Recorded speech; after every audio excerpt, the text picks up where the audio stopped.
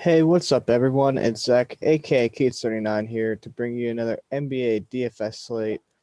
Got a smaller game slate today. Uh, and it's kind of straightforward as of now. Sure, we'll get some news, but um, right now there's really only two teams that I'm really heavily focusing on targeting here. A third that's kind of on the outside, but I am considering them. Um, But yeah, gonna go ahead and get right into this one. 1 second.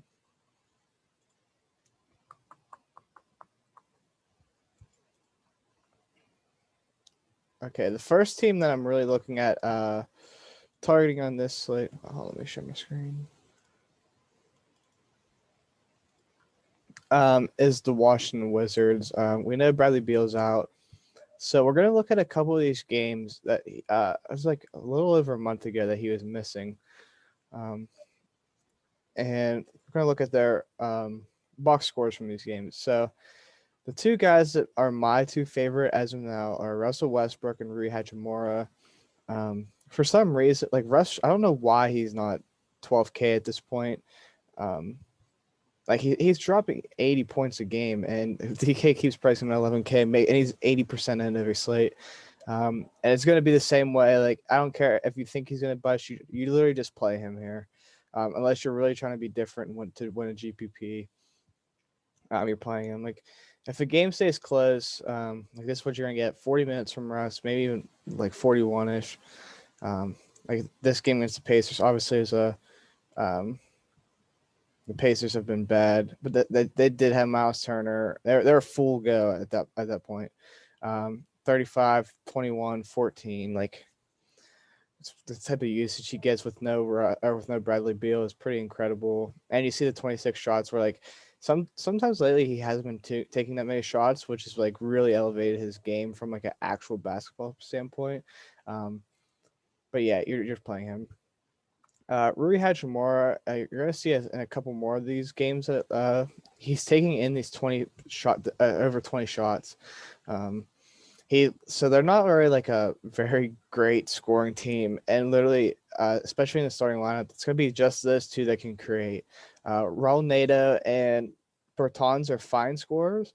Nato can kind of get his own shot sometimes, but Bertans cannot. He's literally gonna get open and shoot threes. Like that's what he does. But I do like both of them a lot as well. I also like Ish Smith, who he's not on here. But I don't see his minute. Like if he's playing well, he could take some Native's minutes, or even like Bertans, or like they can play. They'll play Native at the three. Like they don't mind that. But even if he doesn't, if he stays at his 21 to 22 minutes, the nice thing about that is, so he always subs in first for Russell Westbrook, usually like the 6 minute mark. But when he does that, he's still sharing the court with Bradley Beal, who's going to get all the shots. With the bench unit that they're going to have, Ish Smith is going to really dominate usage in his 20 minutes. So he'll definitely he'll dominate usage for the 10 minutes that Russell Westbrook doesn't play, and then he'll get 10 more minutes where he's the second guy. So at 3.3, I think he's a very solid option. Bertans 3.7. He's playing in the 30-minute range, and he's going to probably be their second or the third scoring option. And he's going to get a lot of shots from three, and he's going to take more than they need him. So, but yeah, Rui Hachimura is the one that I really like. He can really get his own shot. He's going to play probably 35 to 40 minutes. And yeah, he's just going to shoot a lot. So, like I was fine. I was paying over 6K for him last time in this scenario, so 4.9 is really easy for me to pay here. And then that's pretty much all for them. Like they don't have Robinson. I mean, Nita is gonna start. Yeah, those are the guys that I'm looking to target from them. So next up, we're gonna look at the Pacer. Actually, we're gonna look at a couple more games like that.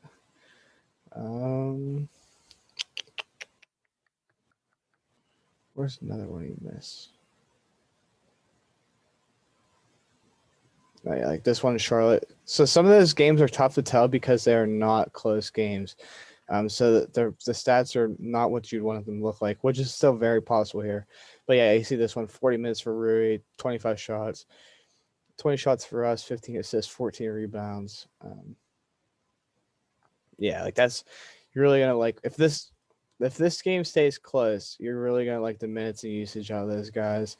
And it's against Atlanta. Atlanta's a good team, so you never know. But I'm betting on it staying at least close enough that they don't get screwed.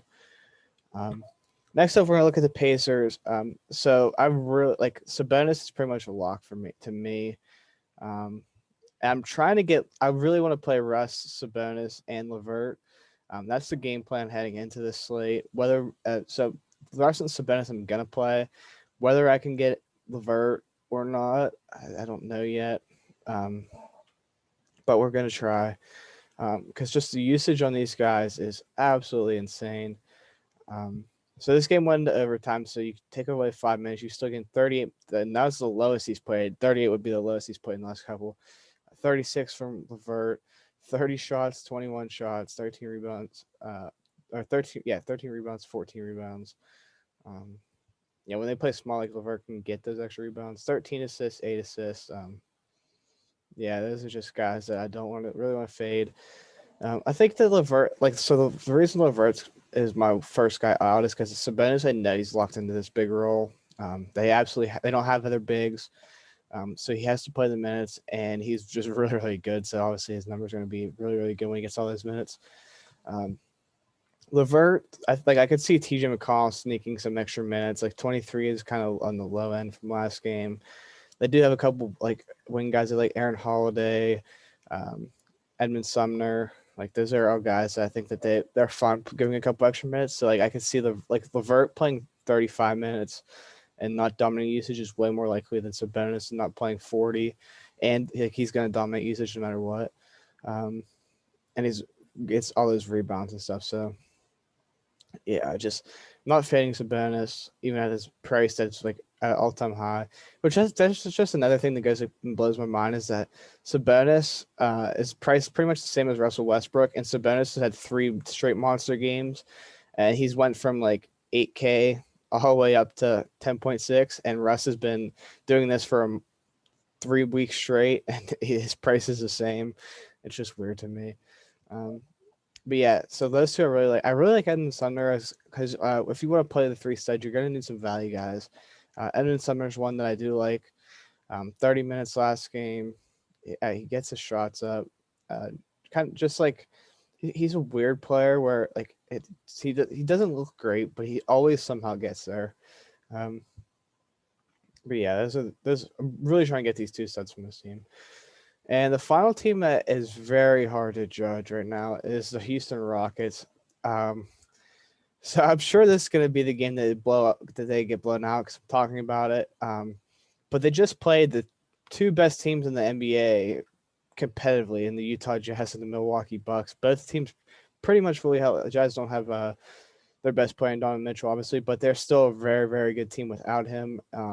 And the Rockets roster is not very good. So the fact that they've been able to keep this close blows my mind. But so you have to at least mention them. KJ Martin, not KJ, Kenyon Martin, wrong guy from the era. Kenyon Martin Jr., he's still only priced at 6.2 despite the massive games he's having, like 27, 10, and 2. If he starts the center, I do like him even more. The fact that he was able to do this against Rudy Gobert, obviously Rudy Gobert doesn't match up well against him. But Rudy Gobert didn't have a monster game on the other side either. But he's going to play 40 minutes, and he's going to get all these shots because he's definitely the best player they have.